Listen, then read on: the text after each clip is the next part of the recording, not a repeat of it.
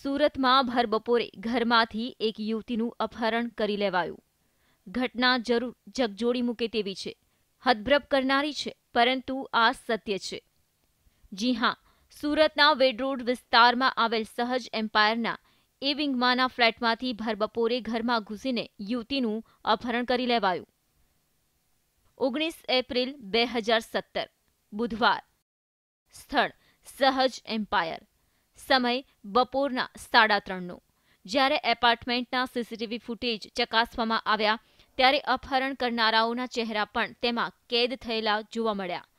સીસીટીવીના દ્રશ્યોમાં આખો ચિતાર સ્પષ્ટ દેખાઈ આવે છે કે કેટલાક વ્યક્તિઓની સાથે એક મહિલા પણ આવે છે અને તેઓ એપાર્ટમેન્ટના ગેટમાંથી અંદર પ્રવેશી લિફ્ટમાં આવે છે અને ત્યારબાદ તેઓ અભ્યુત વ્યક્તિના ઘર તરફ જાય છે.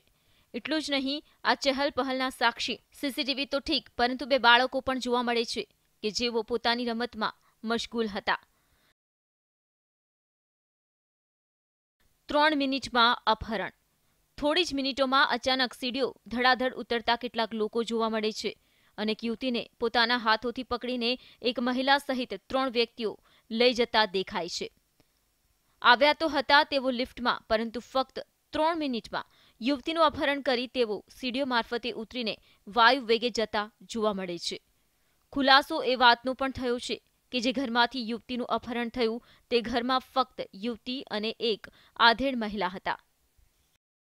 સવાલ એ હતો કે યુવતીનું અપહરણ કરવામાં કેમ આવ્યું?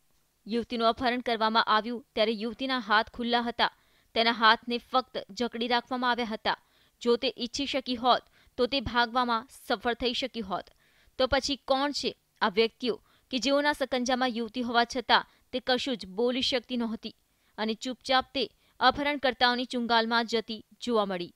આખો મામલો શંકાના દાયરામાં જરૂર છે, પરંતુ આ મામલાનો ખુલાસો ત્યારે થાય છે જ્યારે અભ્યુતના ઘરમાં રહેનાર યુવક આવે છે.